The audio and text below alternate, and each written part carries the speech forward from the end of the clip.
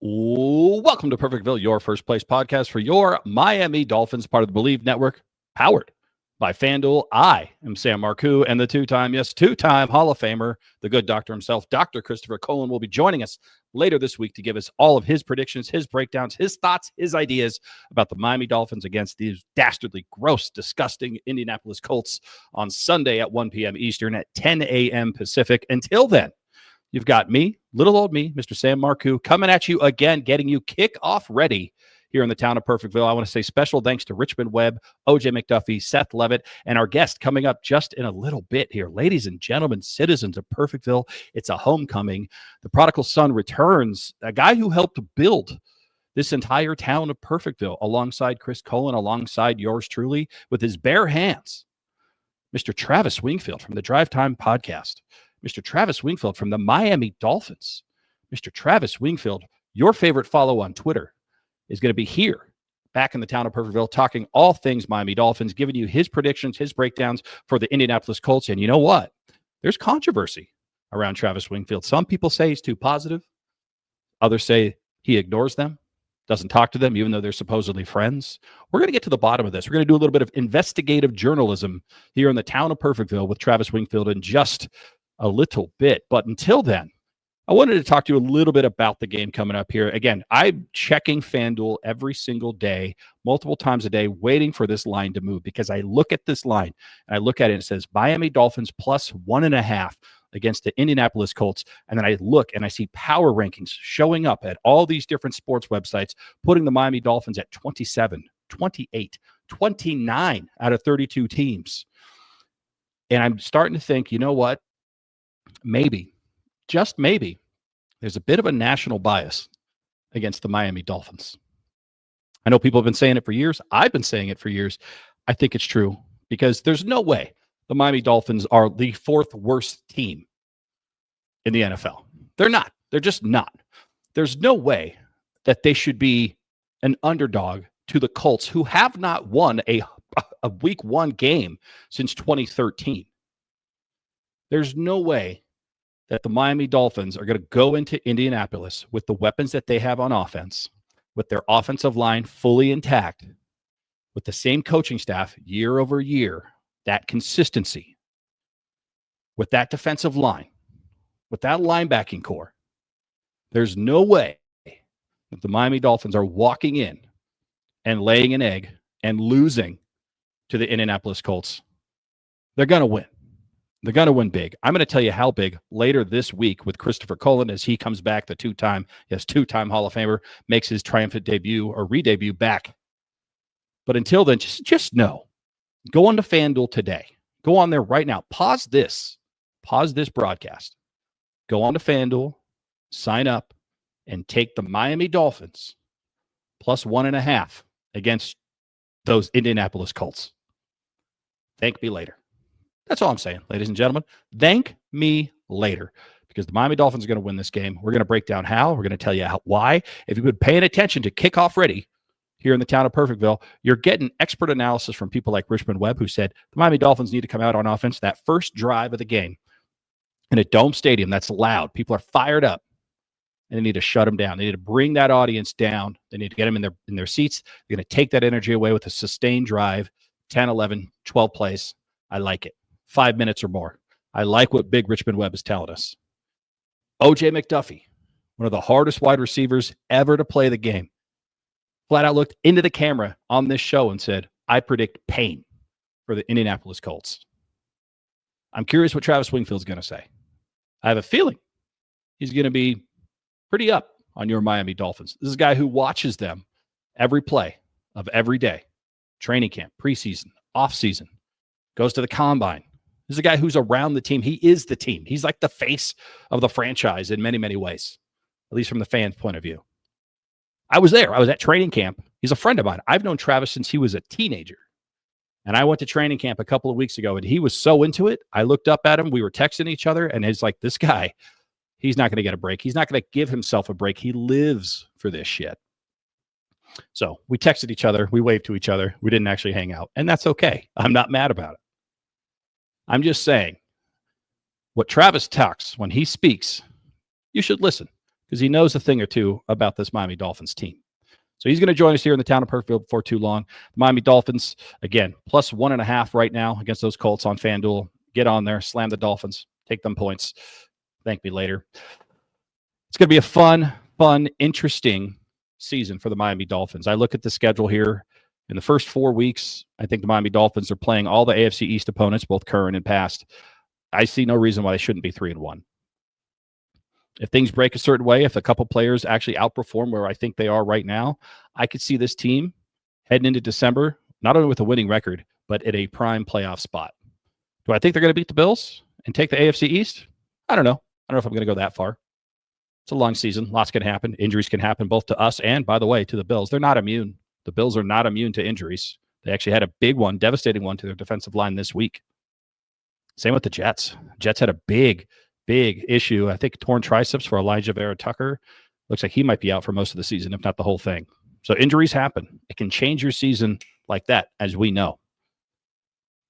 But you can't bank on health one way or the other. You can only bank on the players that are in front of you. And I look at the injury report. Devon Achane back at practice. Tyreek Hill back at practice. Tua's healthy. Austin Jackson back at practice. Just about everyone not named Darren Waller was at practice today for the offense. And Darren was just held out veteran rest day. He's had a lot of those. But this Miami Dolphins offense is loaded. It's loaded. In fact, I'm curious to see if there's somebody who's an unknown on this Dolphins offense that Travis can point out and say, keep an eye on that guy.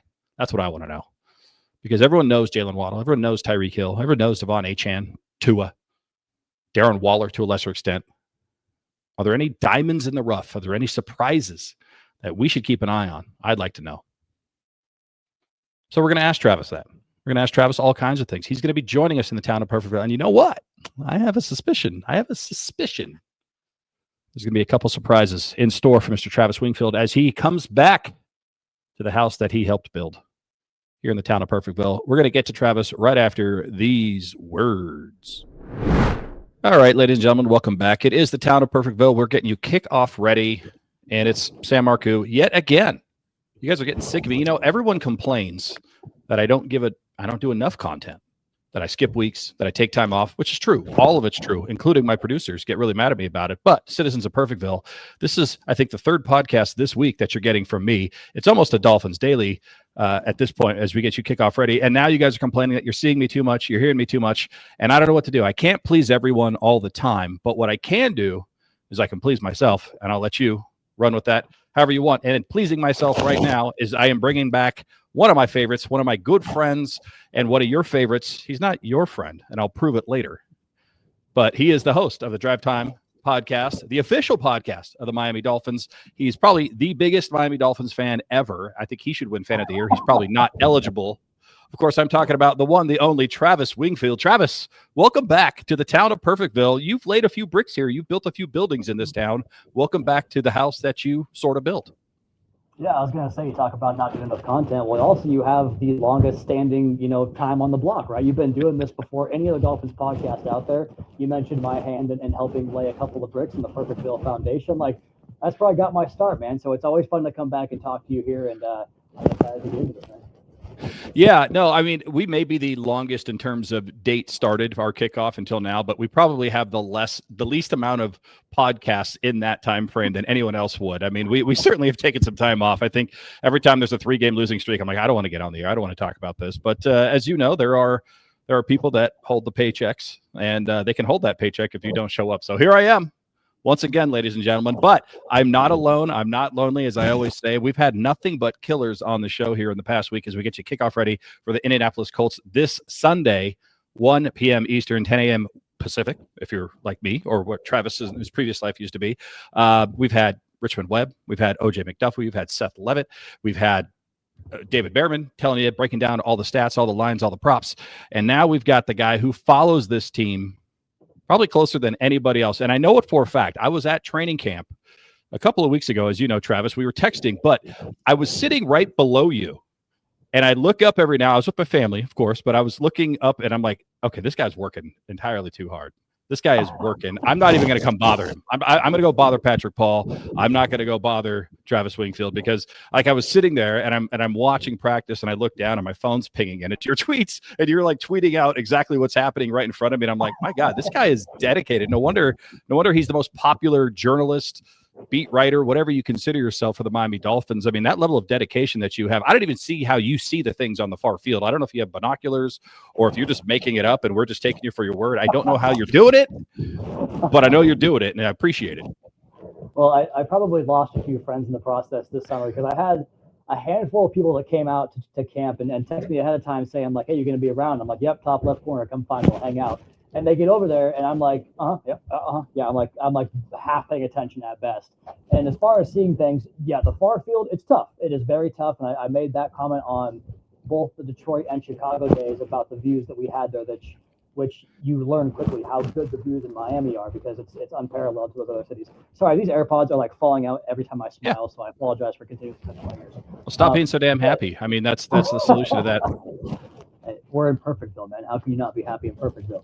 But yeah, man, it's my favorite time of year. Like training camp is fun because you see the evolution of the team that, to your point about following them so closely, the evolution of the team that you went through this whole process of like, here's what they might do in free agency, here's what they might do in the draft. Okay, here's the vision, and they're executing these moves to that vision, and you kind of see it come, to fruition in training camp. And I just love it, man, because I always say like you can't lose training camp. It's just like you search for the positives and the things that stand out in a good way, and we'll deal with results later on. So it's everyone's happy. It's hope season, and that's what you live for, man. It wasn't always like this where everyone on Twitter is just mad about the upcoming season. It used to be like, oh, football's back. I don't care if my team is supposed to be good or bad. Like it's just fun because football's back.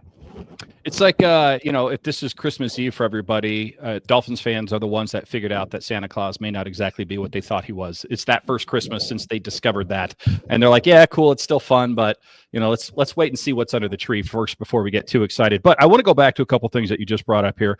First and foremost, like you talked about, you are in the zone when you are at training camp. For everybody watching this on the YouTube feed right now, I ripped this from Dudley Durong, who, by the way, was supposed to be on this show 2 days ago and blew me off for some Teron Armstead guy. So you're not alone in the Dolphins media just, ignoring people. But I love this picture because this is Dudley Durong. Everybody loves Dudley. He's kind of like Travis. Everyone loves him. And here he is at training camp, I think a week ago. And the entire, journalist row, corner, whatever you want to call it, is posing with Dudley as for a selfie, except for one guy in the back. If you can see in the far right middle, there's one guy looking down at his phone, probably giving you information that you're consuming on all your social medias. And that, of course, would be the one, the only Travis Wingfield. He couldn't even look up, ladies and gentlemen, to pose for the picture with Doug. And I told Dudley, I'm calling him out. I talked to Seth Levitt on the phone today, and I said, I got something for Mr. Travis when he shows up on this show here. So, Travis, explain yourself. What happened? Do we not like Doug? Did he trip you on the way up the stairs? What happened here? This is going to make it sound even worse because before he took the photo, he was like, hey, we're going to do a photo. I was like, okay, cool. And I was in the midst of firing off a tweet, I'm sure. I don't know what exactly it was at this point because it was so long ago, but I acknowledged it. And then the next thing I turn around, I see them gathering for this thing. I'm like, I'm not going to make it over there in time for that. I'm certainly not going to stop them from doing the photo. So I look up and they're posing for it. I look back down and all of a sudden they're dispersing. So I'm like, well, I guess I missed that. I told them I would do it and then just didn't go over there. And I'm gonna throw it back a little bit. Like you could have cropped me out, man. Like you got me sitting there looking like the jackass that I am, not paying attention to the media, photo with Doug. Which never had a single issue with Doug. I don't know how you could. He's the nicest guy in the world. I just missed the boat on that one. Yeah, well, I mean, he's a Mets fan, and I'm glad he didn't crop you out because it is on brand for Travis because you are a hardworking guy. I mean, this is a guy who, look, I've told the story before. I think Travis has told the story famously. When he, growing up in the Pacific Northwest, had a replica football field in his backyard of the Miami Dolphins logo. Was it 50 yards? I don't know how large the actual football field was. Yes, 30 yards in distance. Sorry, I'm gonna try to find it and send it to you here.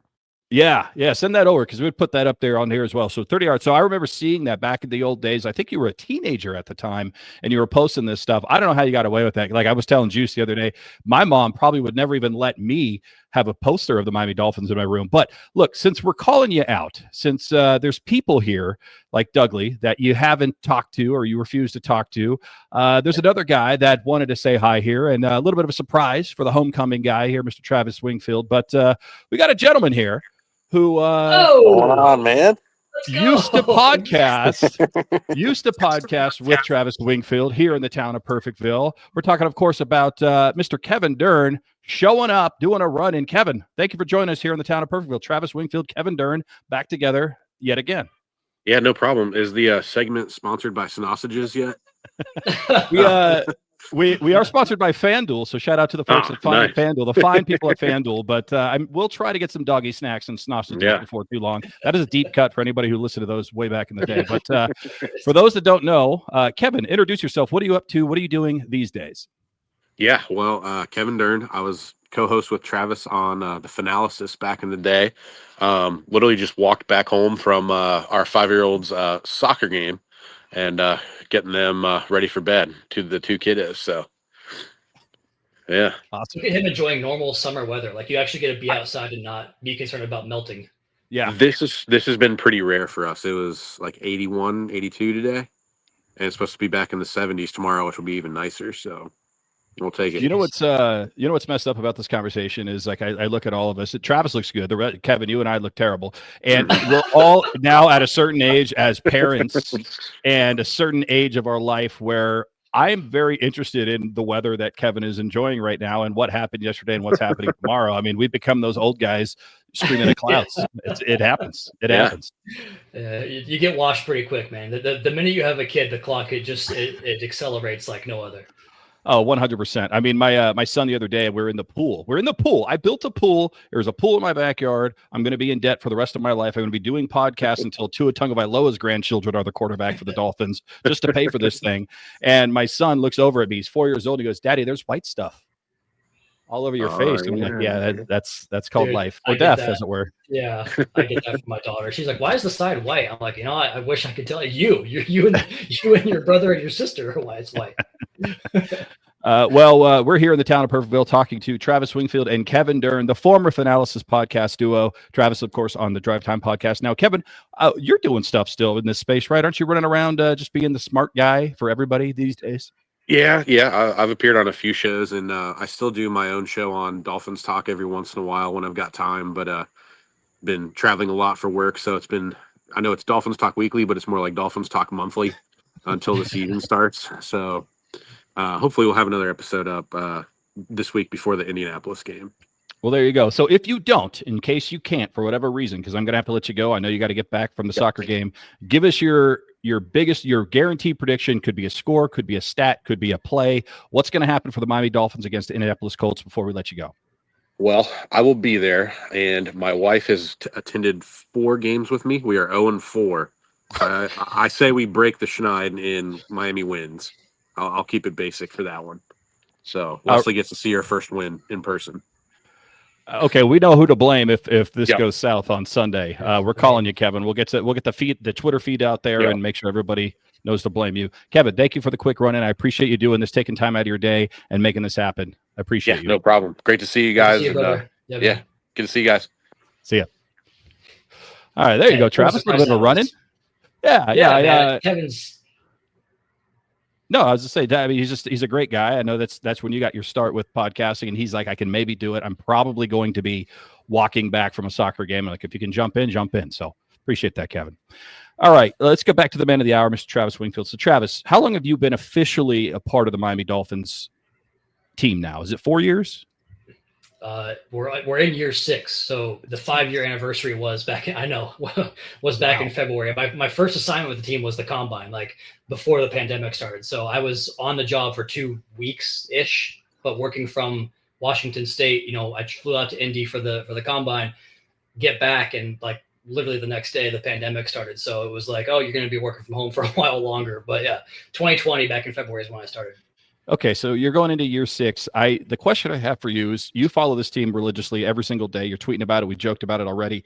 But what is different about this year's squad, in your opinion, than what you have seen over the last 5 to 6 years? It almost sounds cliche to say, but like I went to the locker room today for a segment on my Friday podcast and talked to Jalen Phillips, Jordan Phillips, and Patrick Paul. And I had the same line of questions for all three guys. And one of the questions was, what are you most excited about with this team this year? And without batting an eye, the three of them said like just the togetherness of this team. And, we've read the articles about it. You've heard the testimonies from the players and Coach McDaniel himself and the fines that didn't seem to really have the impact they were supposed to.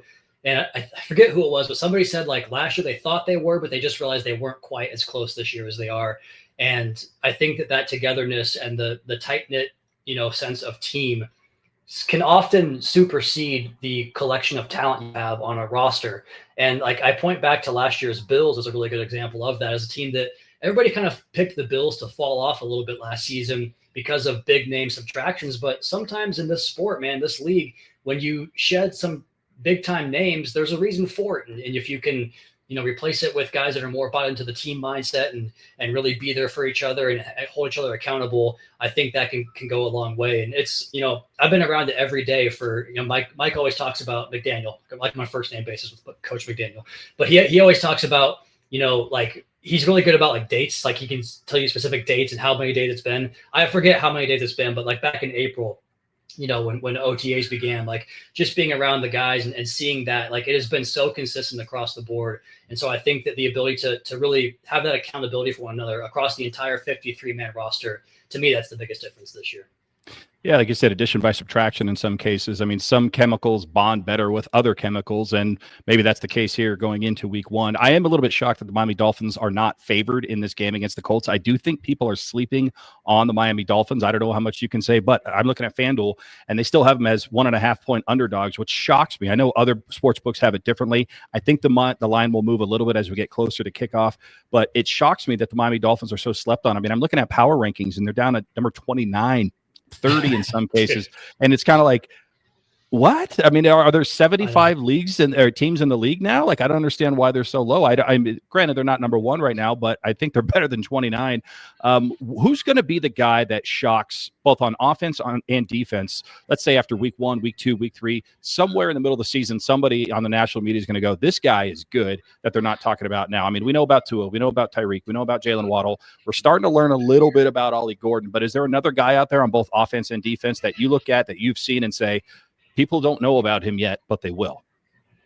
Yeah, I think the easier answer is Malik Washington because of how much Tua relied upon him in critical situations in the preseason. Now, that's kind of an oxymoron to say that, but like 3rd and 4th downs, right? That's where the ball was going. And that's always kind of been, I don't want to say an issue, but maybe been a addition to the offense that's been lacking in terms of a guy that can consistently win those one-on-one matchups that you're going to get in this offense when you're not Tyreek and Waddle, because that's where the attention goes to those two receivers. And, I thought Beckham had a really good chance to be that guy, especially with the vertical skill set that he possessed once upon a time. And to your point about certain chemicals and whatnot mixing, it just didn't happen for OBJ last year. But now with Malik and kind of taking that expanded role once OBJ was, given the release and allowed to go, search for another team, and Malik kind of got that expanded role in December, I really felt like that connection with Tua began there and only blossomed this offseason. So if Tua trusts you and, you're going to be where he needs you to be, and you've got reliable hands and you can make a play by breaking a tackle after the catch, like we saw in that preseason game, the ball's going to come your way. He's going to have opportunity. So I think he's the easy answer. And you said not to say Jalen Waddle, but I really believe this year Jalen Waddle is going to go back to what he was before, the perception that has all of a sudden hit him, which is almost reflective of the perception of the Miami Dolphins. Like, this is a great player. This is a great football player. And I'm seeing him talked about like as receiver 40 in fantasy drafts. I'm like, who the hell are you guys watching? Because that guy's one of the best players in the league.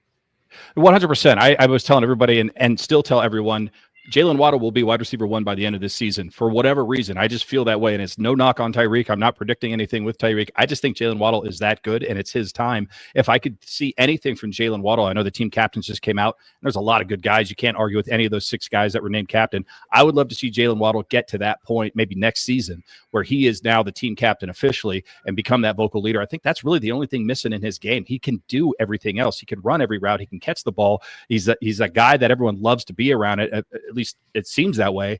I agree with you. I think Jalen Waddle is slept on, even though everyone knows who he is. And I love the Malik Washington pick. What about on defense? Is there anybody on defense that stands out right now that, again, 4 or 5 weeks from now, everyone's going to be talking about, in your opinion? I feel like this side has way more options, but I'm going to go with the guy that I have just been continuously hyping since they drafted him in the 5th round, and it's Jordan Phillips. I'll first start by saying Kenneth Grant is the real deal. Like, don't worry about Kenneth Grant ever again. Just trust me on that. He is going to be really good.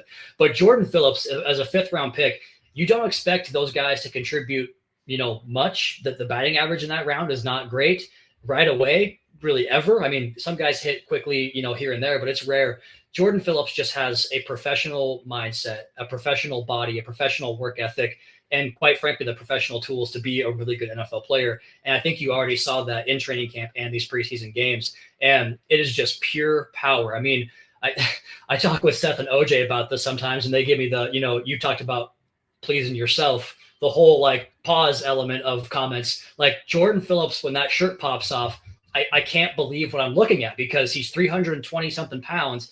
And you can't find an ounce of fat on the guy, and everything is just bulging out of him. He's a very muscular man, and that power you saw when he would absorb double teams in the preseason, guys couldn't move him, and the way he can kind of replace his hands and get the feet back under himself and stay balanced and square to his man. He just has the goods when it comes to being able to hold the point at that nose tackle position. And with him doing that, and Jordan Brooks and Tyrell Dodson behind him, and Kenneth Grant and Zach Sealer, running games off of him, and Jalen Phillips and Bradley Chubb, he is going to set the table for this defense for a long, long time. I think that I'm already convinced that this guy's a productive NFL player. He hasn't even played a game yet. He's the real deal all across the board.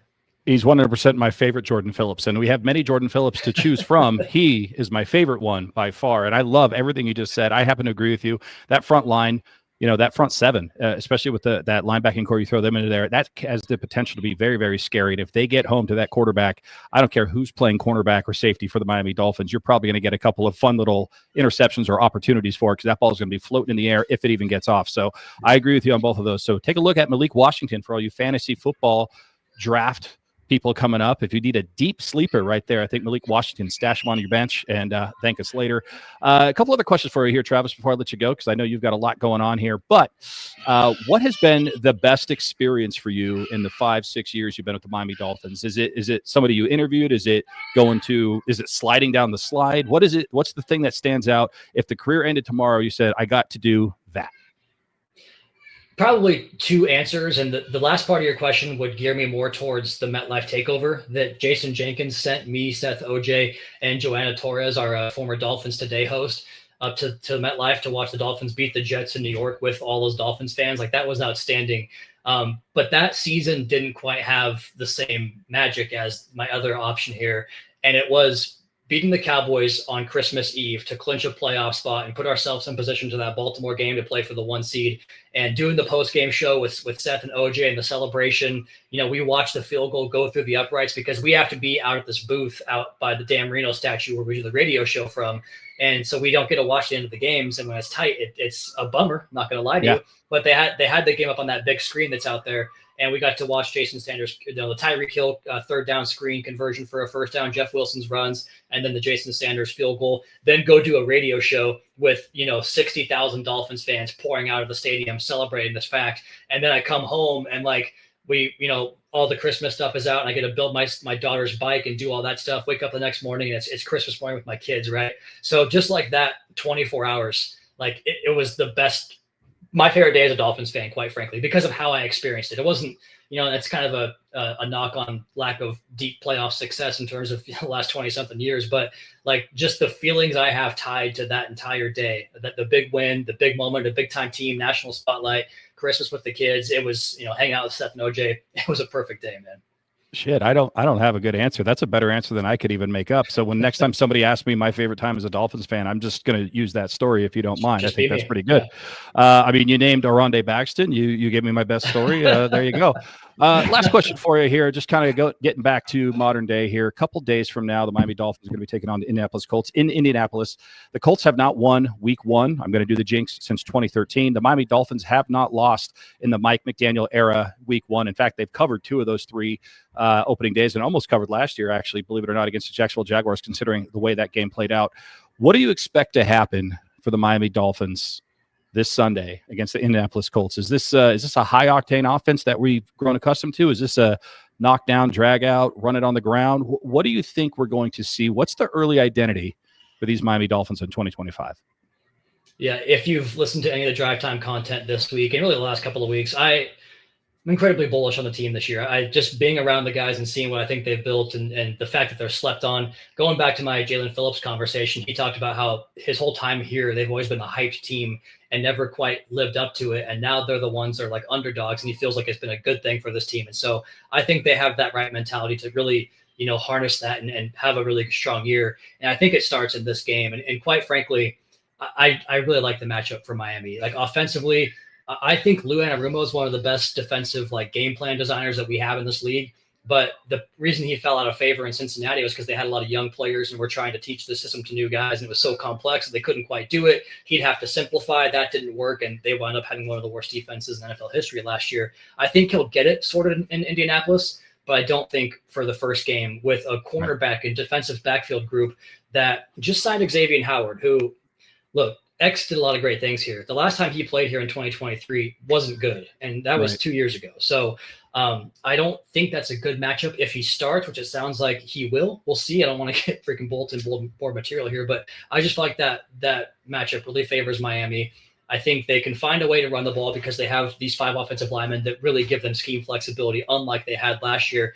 And then on defense, Weave cooks up quarterbacks that haven't had, big time success with his scheme, with the way they can pressure up front. I don't think Daniel Jones is equipped to handle that. I think it's going to be tough sledding for the Colts offense. I think Miami's going to find enough space in the Colts secondary for Tua and Reek and Waddle to have their typical big days. I really like the Dolphins to win comfortably on Sunday. Well, there you have it. He is the expert. He's following them. He can't even look up from what he's doing, studying this team, to take a picture with his friends, ladies and gentlemen. He is the expert. He is the guru. Travis, thank you so much for being here. Tell everybody where they can find you. If they haven't found you already, go ahead and plug whatever it is you want to plug. Yeah, like Sam mentioned, across the Dolphins media landscape, Drive Time Podcast, 5 days a week. I write 4 stories a week for the website as well. I do pre and post game on local radio down here at iHeart. So pretty much anywhere you want to find me at Wingfield NFL on social, I'll be there. There he is. He'll be there, and he's one of the best, ladies and gentlemen. I just love this guy. I love following everything you do, man. So keep it up. We enjoy it. Oh, one last question. I lied. One last question. I have to address this. I feel like you've heard this. This every time you go on Reddit, anytime you go on social media, and somebody says, "Give me a podcast to listen to for the Miami Dolphins," 2 names always float to the top: Travis Wingfield, Kyle Krabs. That's fine. I got no beef with that. The beef I have is that when people come in, have you heard this? They're like, "Well, Travis is too positive." Have you heard this critique of you and your content? Have you heard this? Yeah, I have, and I combat it as much as I possibly can. I get that comes with the territory. It's across, every team has guys that cover the team in the way that I do, and they have fans that don't like that. So you can't please everybody, right? You try to please everybody, you please nobody. But the part that really gets me is when they say that my content is filtered through a prism of state-run radio, like lies. I don't lie. Go listen to the podcast. There's plenty of not lies out there. So I don't know, man. It does drive me crazy. And if you call me state radio or whatever you're gonna do on Twitter, it's instant block, just so you know. So I don't F with that, man. It really irritates me. He said he won't F with that. I'm going to go a little harder. I'm going to be the bodyguard. I'm going to be one of those linemen that Travis was talking about to your Tua. Shut the fuck up, everybody else. You have no idea how hard this guy works. You have no idea who this guy is. I happen to know this guy personally. And you know what? That positive attitude, that is how he has been since I have known him. I have known him since he is a teenager. He has always been a positive guy. You need more people in life that are like Travis. So if you're that negative, that you're mad about the guy that you're listening to is positive about the team that you were supposed to be rooting for, shut the fuck up. Shut the fuck up. Shut the fuck up. Get him, Sam. There he is. There he is. There's our clip. There's our clip. No, I won't do that. Thank you, Travis. I appreciate that. I needed to. I knew I was going to at some point, because I always want to jump in. I don't talk on these social things. I just let people have their opinion. But I see that, and I get mad for you. I'm like, I really at some point I need to talk to Travis about the fact that they keep saying, well, he's too positive. Oh yeah, sure, fine. That's, by the way, he does have a job. He's getting paid for this. You think that the Miami Dolphins want him to go up there and go, oh, fucking, Josh Rosen doesn't even know how to count to 3. He shouldn't be number 3. Come on, it's not going to do that. Shut the fuck up. I was pretty harsh on Josh Rosen once upon a time. All right. Well, I appreciate we were harsh on all the fans and citizens of Perfectville, but we love you, each and every one of you. Just shut the fuck up every now and then. That's all I'm saying. All right, Travis, I'll let you get back to it. We'll catch you tomorrow, the next day. We'll read your content. We'll listen to you. We'll see your face on the radio and all the other things. So thank you very much for being here. You're the man, Sam. Thank you. And we're back. Special thanks yet again to the Drive Time podcast host, Mr. Travis Wingfield. Thank you for being here. My good friend started on the Finalysis podcast. That was the first podcast he ever hosted. I don't know if everyone knows that, but we started a little Perfectville network. It was the Welcome to Perfectville podcast with Sam and Chris, and then the Finalysis podcast, which was basically the crown jewel. You had Travis Wingfield and Kevin Dern, two guys who know ball. Travis would focus on offense. Kevin Dern would focus on defense, and they just had fantastic chemistry. Travis, as you know, is now working for the Miami Dolphins, going on 6 years. Time flies. And then you got Kevin Dern over at dolphinstalk.com. So it's fun to see the guys fly away out of the nest and start their own stuff there. So speaking of starting stuff, we've started a little tradition here for the Miami Dolphins and for the town of Perfectville, and that's going to be ridiculous predictions. That's going to be the over-under game. That's going to be all kinds of stuff, getting you kickoff ready for the Miami Dolphins against the Indianapolis Colts. As I talked about at the beginning of this show, take the Miami Dolphins, take the 1.5 points, because it's ridiculous. Speaking of ridiculous predictions, that is ridiculous to see that they are not favored against the Indianapolis Colts and Daniel Jones. Daniel Jones is still a thing. Well, as you log on to Fanduel and get yourself some free money taking the Miami Dolphins as underdogs against the Indianapolis Colts, I will remind you that this is the town of Perfectville, and we are getting you kickoff ready. Richmond Webb, OJ McDuffie, Seth Levitt, Travis Wingfield, Kevin Dern coming up, Dudley Duron. We got the guys, the views from the other side of the fence. We're going to have some people that follow the Colts, their version of Travis Wingfield. They're going to be on the show here. They're going to give us everything we need to know about those Indianapolis Colts to get you kickoff ready for the opponent. But until then, just remember, nobody is perfect except us.